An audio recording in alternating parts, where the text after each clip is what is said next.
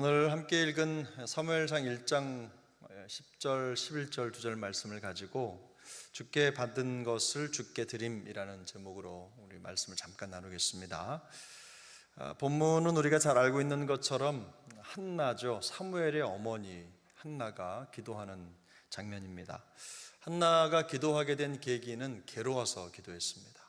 정말로 괴로워서, 힘들어서, 감정적으로, 상황적으로 모든 것들을 담아낼 수 없을 만큼 너무 힘들어서 하나님 앞에 기도합니다. 슬픔과 통곡으로 간절하게 하나님 앞에 부르짖는 거지요. 우리가 하나님께 간절하게 기도하는 이유와 다르지 않습니다. 우리도 힘들면 기도하죠. 또 너무 힘들고 고통스러우면 눈물을 흘리면서 간절히 기도합니다. 정말 열심을 다해 마음을 드리는 거죠. 그저 어떤 기도의 제목에 구체적인 내용이 없을 때에도 우리가 힘들면, 고통스러우면 하나님 앞에 나와 무릎을 꿇게 됩니다. 그리고 그저 눈물의 기도를 드리는 거죠. 마음이 괴로워서라는 말은요, 그녀가 가진 그 마음의 혼란이 얼마나 깊었는지를 우리에게 보여주는 대목입니다. 한나는 눈물과 간구, 이 간절한 눈물과 그러니까 마음속에 차오르는 그 간구를 하나님 앞에 나아가는데, 그 한나의 기도가 얼마나 진실하고 강렬했는지 그 상황과 정황을 보면 그 내용을 느낄 수가 있어요. 우리가 간절하게 기도하는 이유가 여러 가지가 있지만 말씀드린 대로 한나는요, 정말 극심한 감정적 고통의 상황에서 기도하고 있는 겁니다. 내용을 자세하게 다 설명을 드리기는 시간이 좀 많지 않지만, 그 당시 문화 상황에서 이 아이가 없다는 것은요, 정말 여자로서는 너무 고통스러운 시간입니다. 그게 그 여인의 잘못도 아닌데 여러 가지 상황에서 그런 상황이 됐다는 것은 그 여인이 홀로 살아가기가 너무너무 힘든 거예요. 물론 한나는 이런 모든 과정을 하나님 앞에 내어놓고 기도합니다. 한나의 기도를 우리가 어떻게 볼 것이냐, 한나의 기도를 생각할 때 그 생각하기에 따라 좀 다르지만 한나가요 매우 조건적인 기도를 드립니다. 조건적인 기도, 우리가 읽은 기도의 내용이죠.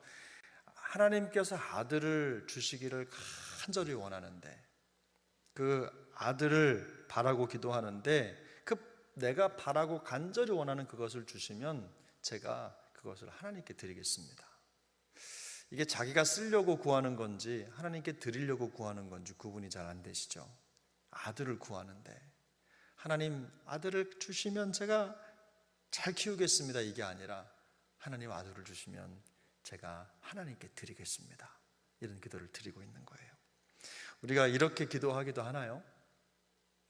여러분 이렇게 기도하십니까? 하나님 저 뭐 주세요. 그러면 제가 잘 쓸게요. 이렇게 되게 기도하지 않나요? 하나님 물질 많이 주세요. 그러면 그 중에 일부 주님께 드리고 제가 잘 쓸게요. 우리 마음속에 말로 하지 않아도 그게 있잖아요. 하나님 저에게 100억 주세요. 100억 다 주님께 드릴게요. 이렇게 기도하는 사람은 아마 없으실 거예요. 그런데 지금 한나가 그런 기도를 드리고 있는 거잖아요. 하나님 아들을 주시면 제가 그대로 드리겠습니다. 근데 이 한나의 기도를 가만히 들여다보면요, 그 기도의 내용이 뭐냐면 이스라엘 백성들이 가지고 있었던 그 나실인 규례를 기도의 내용으로 담고 있어요. 나실인이라는 건 뭐죠? 그 내용을 다 알진 못하더라도 하나님께 철저하게 구별된 사람입니다. 철저하게 구별된 사람인데 그 나실인 규례를요 하나님께 올려드리는 거예요. 이렇게 기도하는 목적은 두 가지겠죠. 하나는 하나님 우리 아들이 하나님 앞에서 철저하게 구별된 삶을 살게 하옵소서. 뿐만 아니라 하나님 제가 이 아들을 하나님께 드린다는 건 다른 의미가 아닙니다. 이 아들에 대한 제 소유권을 포기한다는 뜻입니다. 이게 담겨 있는 거예요. 하나님께 드린 아들은 더 이상 내게 아니거든요. 내 소유가 아니거든요. 그러니까 이 한나는 기도하면서 한 가지 원칙을 지키겠다는 거예요. 뭐냐면 하나님, 아들을 주시면 제가 그 아이의 소유권을 제가 주장하지 않는 그 원칙을 반드시 지키겠습니다. 그러니 저에게 아들을 주십시오. 제 아들이 아니라 하나님께 드린 아들입니다. 이렇게 기도하는 겁니다. 근데 여러분, 이 기도를 가만히 보시면요, 자기의 마음속에 간청 같지만 전체 구조의 내용이 서약의 모양을 띠고 있죠. 서약. 하나님, 제가 이렇게 살겠습니다. 이런 모습으로, 이런 자녀로 살았으면 좋겠습니다. 이런 자녀로 구별된 모습으로 살겠습니다. 하나님, 이 아이에 대한 소유권을 주장하지 않겠습니다. 라고 하는 내 마음속에 서약을 담아드리는 거예요. 우리가 기도하면서 마음속에 서약을 하나님께 드리는 경우가 많지 않잖아요. 그런데 이 한나의 기도는요, 그런 거예요. 하나님이 이 기도를 드릴 때 이런 거예요. 하나는 자기의 마음에 있는 기도를 하나님 앞에 드릴 때 제일 중요한 건 뭐냐면, 우리는 기도하고 기도에 대한 책임이 하나님께 있다고 생각하기 때문에 그 기도에 대한 책임을 잘 지지 않거든요. 사실은 우리 개인적으로 하나님께 드린 기도를, 내 마음속에 드린 기도를 내가 책임감 있게 그 기도에 드린 기도에 합당한 모습으로 살아가겠다, 최선을 다하겠다, 이런 마음을 갖는 사람이 여간해서는 없습니다. 그런데 한나가 지금 이 서약을 드리는 것처럼 기도를 드리고 있는 건 뭐냐면, 이 기도에 대한 책임을 내가 끝까지 지키겠다 이겁니다. 아들을 하나님께 드리고 그 하나님의 자녀라는 그거 지키겠다는 거고, 서약이라는 건 그 당시에는요, 누구 앞에서 하냐면 하나님 앞에서 하는 건데, 이걸 어떻게 해요? 이 서원 자체를 하나님께 뭘로 드렸느냐? 제물로 드렸다는 겁니다. 그걸 구별해서 드렸다는 거예요. 나중에 또 나옵니다만, 이 기도에 포함된 그 책임을 감당하기 위해서 이 한나가 철저하게 마음에 헌신할 각오가 돼 있다는 거예요. 당시 행해지던 정상적인 기도의 방법은, 사실 이 한나가 드리는 기도의 방법은요, 정상적인 기도가 아닙니다. 당시에는 어떻게 기도를 했느냐? 기도를 드릴 때 하나님 앞에 제물을 가지고 올라가야 됐어요. 소도 잡고 양도 잡고 염소도 잡고, 그렇게 해서 제물을 드리고 제사장이 시키는 대로 그곳에 어떻게 해요? 기도하는 거예요. 그 의식을 드리는 거죠. 기도 의식을. 우리가 예배를 드리면 기도한 것처럼, 기도하는 현장에 와 있으면 기도한 것처럼 그렇게 인정이 되듯이 그 당시에도 그랬어요. 그 예배 의식을, 제사 의식을 지키면 그것 자체가 하나님께 드리는 기도라고 생각을 했어요. 그리고 홀로 그냥 기도만 하지 않았습니다. 항상 하나님께 드리는 제물을 준비했어요. 근데 한나의 입장에서 보면은 지금 어떤 제물이 있습니까? 그렇지 않아요. 아무것도 없죠. 아무것도 없어요. 제물로 준비한 것이 아무것도 없는데, 여기에 보면 소위 말하면, 우리로 말하면요, 지침을 따르지 않은 거예요. 그 당시의 관습과 종교적 전통이 가지고 있는 기도의 원리를, 기도의 방법을 따르지 않은 거예요. 그리고 아무도 몰래 성소에 들어가서 홀로 울면서 하나님 앞에 서원 기도를 드린 거예요. 한나의 기도 자체가 하나님께 드리는 서원의 제물이었던 거죠. 근데 엘리는요, 제사장이었죠. 그 한나를 보고 어떻게 합니까? 꾸짖습니다. 올바른 종교 의식을, 기도의 형식을 갖추지 않았다고 꾸짖는 거예요. 관습에 맞지 않는 기도를 드리고 있다고 꾸짖는 거예요. 아마 여태까지 엘리는 한 번도 누구도 그렇게 하나님의 존전에 나와서 기도하는 모습을, 또 사람을 만난 적이 없었을 것입니다. 또 엘리는 한나를 책망합니다만, 그런데 하나님은 한나의 기도를 들으셨습니다. 응답해 주시죠. 우리가 잘 알잖아요. 근데 우리가 여기에서 이 한나의 기도를 읽으면서 한나의 기도가 우리에게 주는 기도의 아주 중요한 원리들이 있어요. 우리가 어떻게 기도해야 되느냐. 그러니까 첫 번째 그 기도의 원리는요, 이런 거예요. 하나님은요, 우리 마음의 기도를 들으신다는 겁니다. 마음의 기도를. 자기 자신이 겪는 현실의 고통에서 시작된 기도였지만 한나는요, 하나님께 진실한 마음을 올려드리는 그런 마음의 기도를 드리고 있는 거예요. 우리 성경을 한번 찾아보겠습니다. 시편 51편, 구약성경 시편 51편 17절입니다.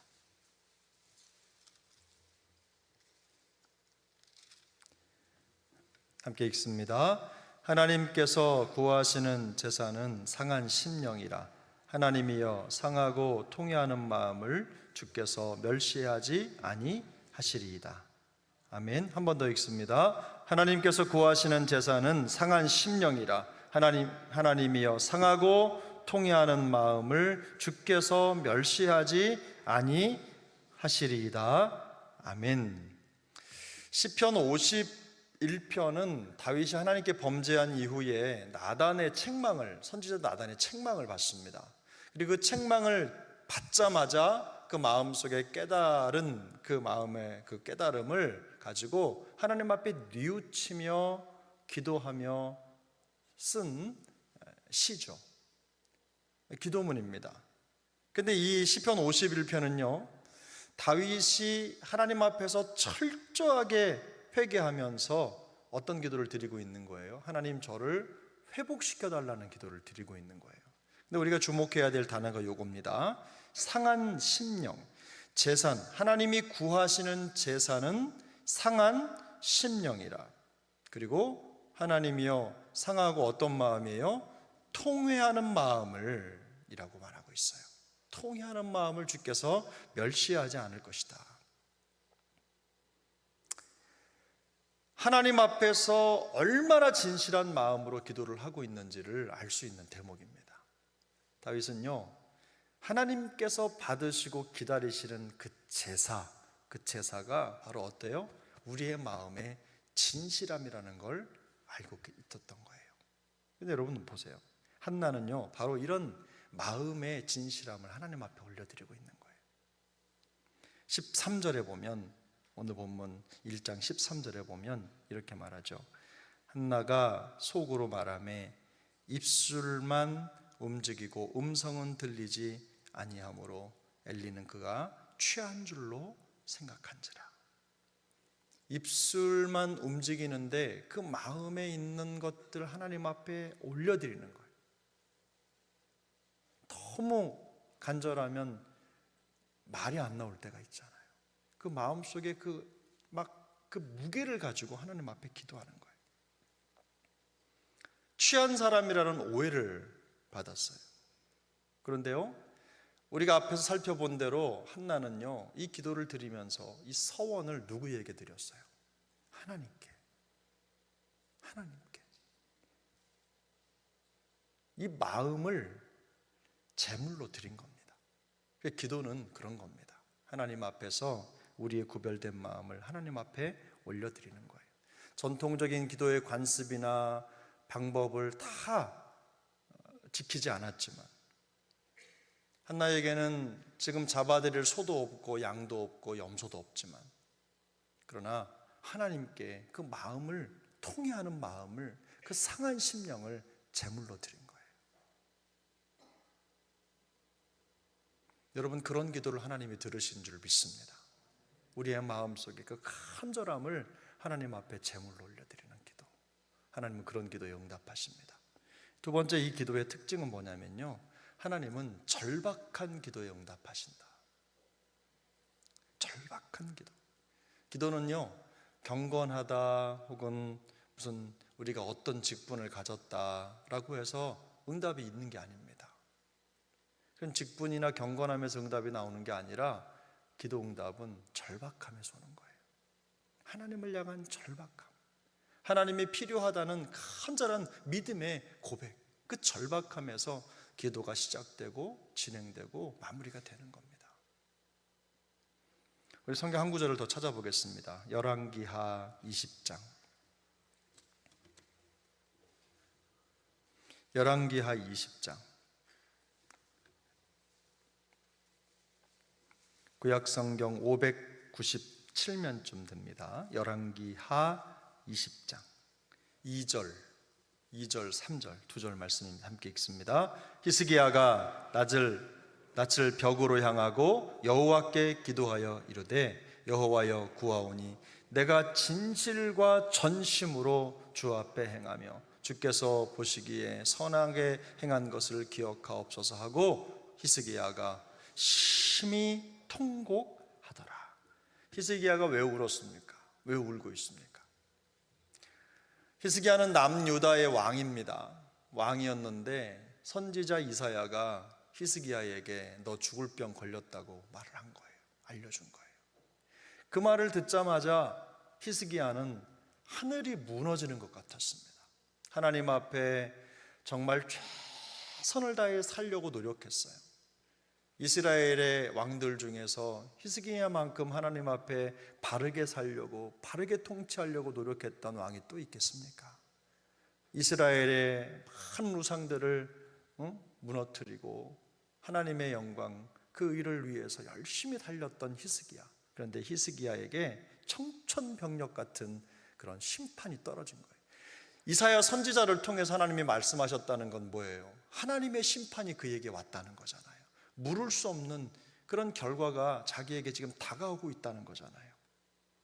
그런데요, 이 말을 듣고 그야말로 하나님의 사형 선고가 내려진 이 순간에 히스기야가 그 무너진 마음을 가지고 하나님 앞에 섭니다. 벽을 보고 섰어요.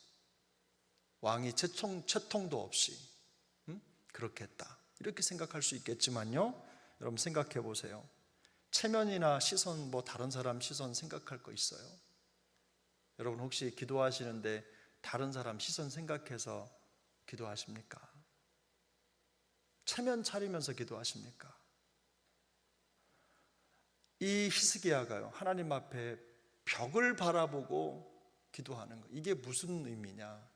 하나님, 저는 하나님만 바라보겠습니다, 이거예요.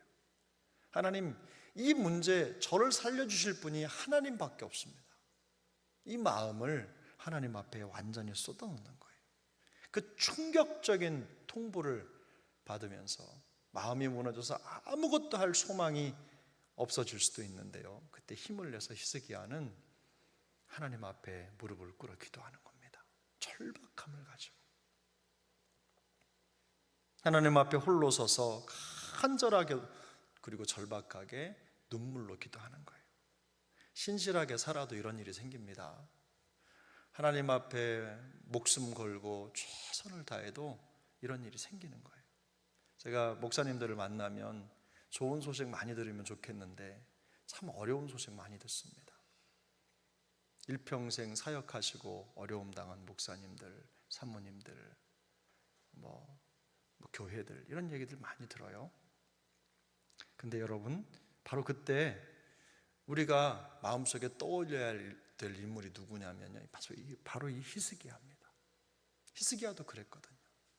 그때 히스기야가 하나님 앞에 간절하게 기도하는 거예요. 절박하게 기도하는 거예요. 우리가 잘 알고 있듯이 히스기야가 응답받죠. 생명을 몇 년 연장받았습니까? 15년 연장받았죠. 그 증거로 뭘 보여주셨죠? 해 그림자를 10도 뒤로 물러주셨어요. 기적적인 사건을 통해서 하나님이 그 반드시 응답하실 것이라는 걸 알려주신 거예요. 오늘 본문에서도 보면 한나는 절박하게 기도합니다. 한나가 이렇게 15절에서 말합니다. 한나가 대답하여 이르되 내 주여 그렇지 아니하니이다. 나는 마음이 슬픈 여자라. 포도주나 독주를 마신 것이 아니요 여호와 앞에 어떻게 해요? 내 심정을 통한 것뿐이다. 절박하게 하나님 앞에 나간 것뿐이다. 그 마음을 하나님 앞에 올려드린 거예요. 얼마나 간절하고도 또 마음이 진솔했던지 엘리가 그 얘기를 듣고요, 사실 축복합니다. 근데 거기 이 엘리의 축복과 한나의 반응에 바로 오늘 말씀드리고자 하는 세 번째 기도의 원리가 있어요. 여러분, 우선은 절박한 기도자들이 되시기를 바랍니다. 여러분, 마음속에 열심도 없는데 그냥 구한다고 하나님이 이루어주시는 거 아니에요. 간절하게 기도하고 마음을 쏟을 때 하나님이 이루어주시는 거예요. 세 번째 기도는 뭐냐면요, 응답을 확신하는 기도를 드릴 때 하나님이 기뻐하신다는 거예요. 우리 오늘 본문 뒤쪽이 함께 읽지는 않았지만 17절, 18절을 같이 읽겠습니다. 시작. 엘리가 대답하여 이르되 평안히 가라. 이스라엘의 하나님이 내가 기도하여 구한 것을 허락하시기를 원하노라 하니 이르되 당신의 여종이 당신께 은혜 입기를 원하나이다 하고 가서 먹고 얼굴에 다시는 근심빛이 없더라. 저는 이 본문을 보니까 이 한나가 엘리 제사장의 말을 하나님의 말처럼 들은 거예요. 그리고 이 엘리가 어떻게 축복합니다. 이스라엘의 하나님이 내가 기도한 것, 그 구한 것을 허락하시기를 어떻게 해요? 원하노라. 근데요, 그걸요, 우리 예전에 저 기도원에 갔을 때 한참 훈련 받을 때 기도원에서 먹고 자고 참 많이 지냈는데, 그 강사 목사님들이 이런 말씀 많이 하셨어요. 강단에서 말씀이 떨어지면 아멘 이렇게 받으라고. 다른 사람이 채가기 전에 이렇게 받으라고. 아멘 한 번만 하지 말고 3번 하라고. 아멘 아멘 아멘 빨리빨리 하라고. 막 이런 훈련도 받고 그랬었어요. 그리고 그냥 하면 안 된대. 이렇게 당겨야 된대. 그래가지고 그거 뭐 저희들이 뭘 알아요. 그때 대학생 시절이었는데 막 가서 막 이렇게 아멘 하고 막 나와가지고 장난치면서도 아멘 막 이렇게 하고 그랬던 기억이 나요. 하나님의 말씀이 떨어졌는데 그 말씀, 떨어진 말씀을 내가 내 것으로 받는 거, 이게 얼마나 중요한지 몰라요. 한나가요 그렇게 한 거예요. 보세요, 한나가 지금 뭐가 생겼습니까? 아이가 있습니까? 어떤 환경의 변화가 있습니까? 그에게 어떤 일이 벌어졌습니까? 그렇게 절박하게 기도했는데 일어난 거라고는요, 엘리가 말한 것, 오해했던 그 마음을 풀고 네가 간절하게 하나님께 구한 그거 하나님이 이루어 주시기를 원한다, 이 말을요 아멘으로 받고, 그 다음에 그 뒤가 중요하죠. 가서 먹고 얼굴에 다시는 근심빛이 없더라. 아무것도 바뀐 게 없는데 그 마음속에 그 간절함으로 드렸던 그 기도를 어떻게 해요? 하나님이 이루어 주실 것이라는 뭐가 있어요? 확신이 있었던 거예요. 응답에 대한 확신이 있었던 거예요. 실제로 이 구절이 지나가고 나서요, 엘가나와 이 한나가 동침하고 아이를 갖게 됩니다. 놀라운 일이 벌어진 거예요. 아직 아무런 현실의 변화도 일어나지 않았지만 그녀는 그 마음속에 근심이 없어졌어요.